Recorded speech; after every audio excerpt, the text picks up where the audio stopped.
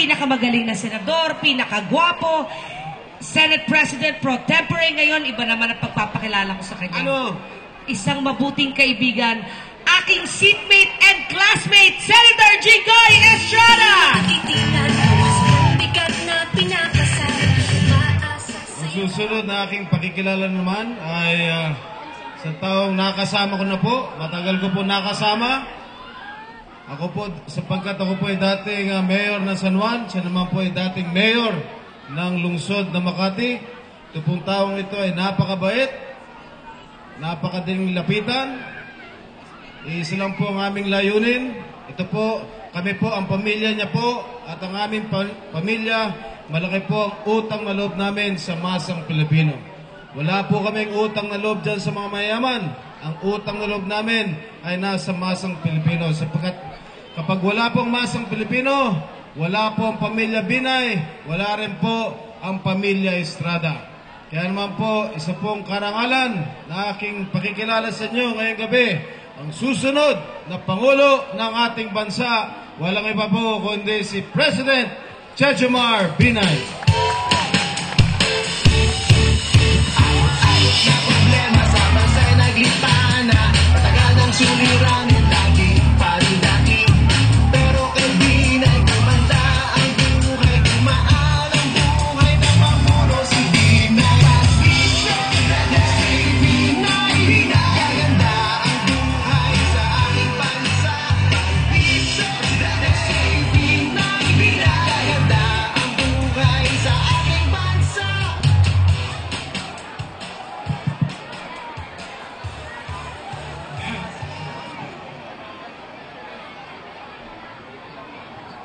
Senate President Johnny Enrile, President Erap Estrada, ang ating kandidato sa Vice Mayor, si Isko Moreno, mga kandidato po namin sa pagkasenador, mga kababayan ko at pinakamamahal kong kapwa Pilipino, mga kasama ko sa pagtatanggol sa katarungan at nag-aangad ng isang malinis at marangal na halalan, bumabati po ko sa inyo ng isang magandang gabi. Yun hong nagpakilala kanina, yan po si Senator Jinggoy Estrada. Isa po yan sa halimbawa na hinahamak, laging sinasabi walang kakayahan, katulad ng mga pinagbibintan dito sa aming mga kandidato. Ngayon, kita ho naman ninyo, respetado, magaling na senador sa ngayon. Yan ho, si Jinggoy. Mga taga Maynila, kayo ba, kailan na mababago kaya ang buhay ninyo? Iniwanan na namin kayo. Iniwanan na namin kayo sa Makati. Iiwanan na kayo ng mga kalapit na lungsod at bayan dito sa Calacang, Maynila. Ayaw ba ninyo ng pagbabago? Ayaw ba ninyo na magkaroon ng isang punong lungsod na punong-puno ng karanasan, makaranasang masasabing panay successful ang nagawa bilang mayor? Ayaw ba ho ninyo ng ganyan, magkaroon ng mayor? Ito ho, sabi ko, sasamantalahin ko po, ito ho ang ngayong kahulihang pagdulog sa inyo upang iboto po ninyo ang aming mga kandidato sa uno na pawang may karanasan at may kakayahan. Yun nga pong inuna ko na, si Pangulong Erap, ilang taon po itong nag-mayor sa San Juan. Noong panahon niya, napalaki ang pera ng San Juan. Noong panahon niya, napakaraming mga gusaling pampamahalaan ang nagawa. Noong panahon niya bilang mayor, nirespeto po ang San Juan sapagkat ito ay maunlad. Gusto niya ba ninyong mangyari yan sa Maynila? Ito na ho ang pagkakataon. Ito po si Pangulong Erap na magbibigay sa inyo ng pagbabago, magbibigay ho ng pagkakataon na makuha naman ho ninyo yung mga konting benepisyo lang na natatamo ho, lalo na ho sa Makati. Alam ho ni Pangulong Erap kung paano dadagdagan ang pagtulong sa mga senior citizen. Alam po ni ERAP kung paano mapapalago ang pera ng Maynila. Alam po ni ERAP, batay sa kanyang karanasan, kung ano-ano ang problema kung bakit laganap ang kahirapan dito sa Maynila. Nasa sa inyo po yan. Taga Maynila, uulitin ko, gusto ba ho ninyong magbago ang inyong buhay? Gusto ba ho ninyong umunlad ang inyong buhay? Iboto po ninyo si Pangulong ERAP, kasama po si Isko Moreno, na punong-puno din ho ng karanasan bilang pangalawang punong lungsod. Trabaho ko rin po sa inyong muling idulog ang kandidato po namin sa pagkasenador. Ito ho ang siyam na kandidato namin na sana'y huwag niyong makalimutan. At para hindi nga ho ninyo makalimutan, bibigyan ko po kayo ng gabay. Itong aming kandidato, Cojuangco, Honasan, Enrile, Mitos Magsaysay, CHEM, CHEM. Susunod po, letter B, letter Z, Binay Subiri. At yung tatlong natitira, yun po si Gordon, nandun po si Ejercito Estrada, nandun po si Manong Maceda. Hindi po ninyo makakalimutan yan. Hindi lamang sa binigay ko sa inyo ang paraan para huwag malimutan, kundi hindi ho ninyo malilimutan sapagkat ito hong mga kandidato namin may karanasan, may kakayahan at tamang-tama ho para makatulong sa pag-unlad ng ating bayan. Nakita ho ninyo yung aming mga kasama? Kami ho ay nagkakaisa. Iisa ho ang aming talagang tinutukoy sa paglilingkod sa bayan. Yung aming kalaban, nagbabangayan, hindi pa manalalagay sa pwesto, nag-aaway na. Yung aming mga kalaban, wala na ho laging sinasabi na ito hong aming mga kandidato walang kakayahan. Kami, ang lagi namin sinasabi, ano ang mga issue. Yung issue kung paano mapapaliit natin ang dumadaming mahihirap, kung paano natin mapapaliit yung mga walang trabaho. Maganda ekonomiya, pero nandiyan pa ho ang tunay na kalaban natin na dapat harapin. Maigi ho yung maliwanag. Hindi ho kami kalaban ni Pangulong Noynoy. Ang kalaban po namin, ang aming lalabanan sa una ay yung kahirapan at kagutuman. Yun po ang aming kalaban.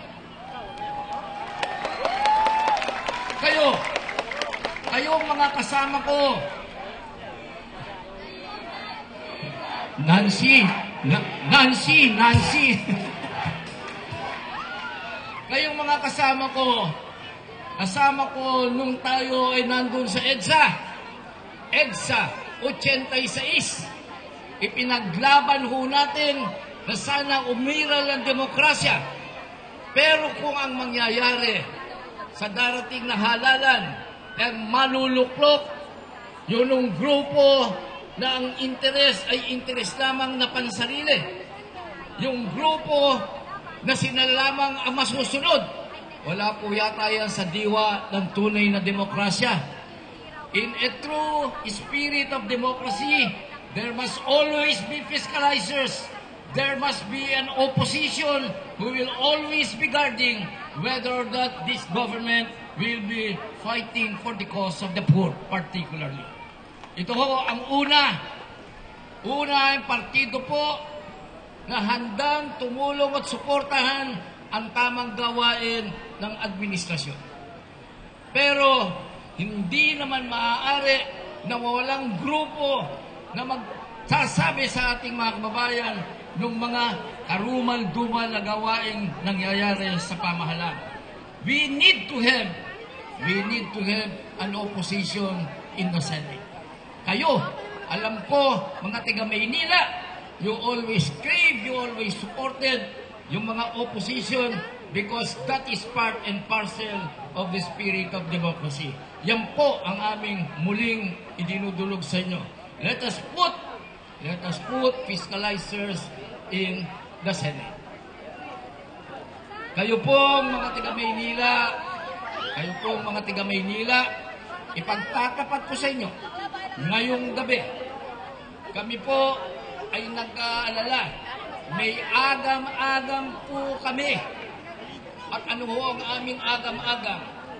Hindi pa ho tumitigil ng pagsisalita ang aming mga kalaban na wala raw mananalo dito sa una. Nakatatakot ho yan. Lalo-lalo na kung titignan ninyo yung mga nagsasalita, yun din ho ang mga nandaya, mga nanguna sa pandalayang karumal-dumal na pandalaya nung talunin at walang yain si Fernando Poe Jr. nung nakaraang halala.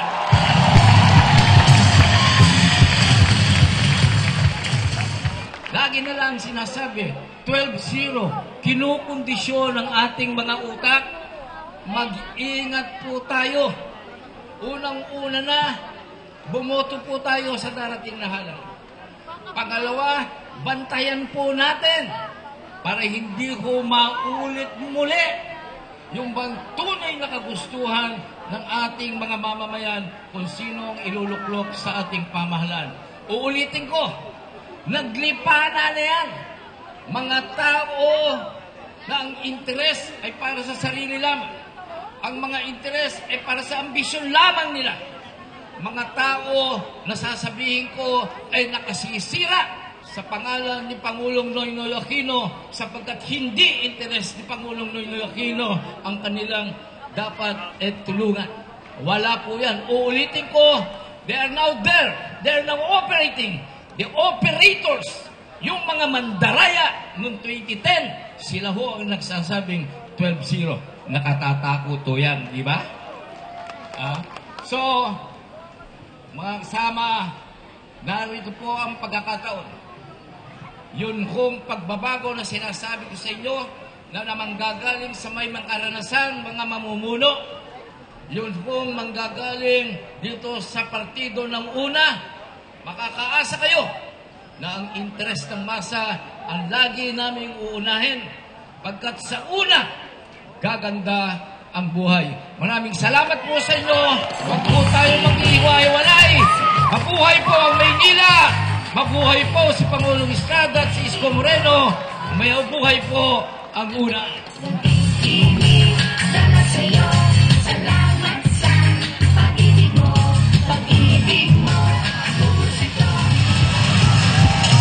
Palakpakan po natin ang tatlong haligi ng oposisyon. Senate President Juan Ponce Enrile, Vice President Jejomar Binay, President Mayor Joseph Elap Estrada, kasama po ang Manila Vice Mayor Isko Moreno.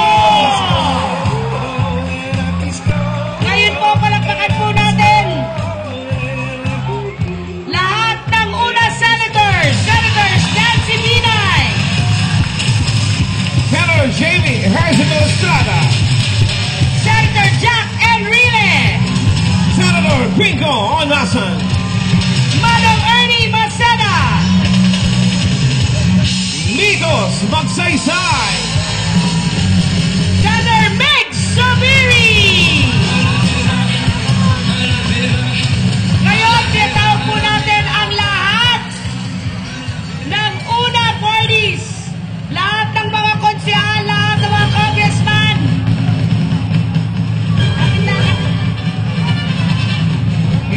Dito na po kayo sa gitna. Konsehal Robert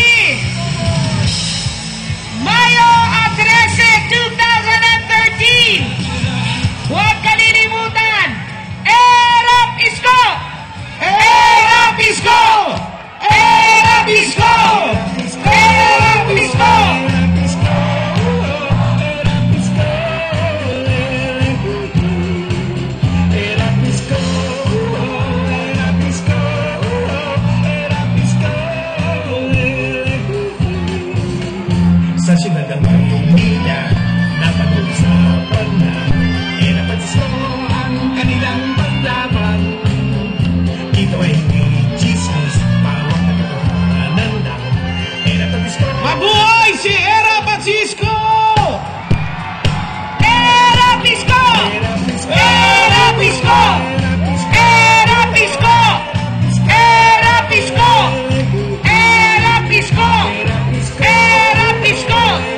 Era Pisco! Sa siyudad ng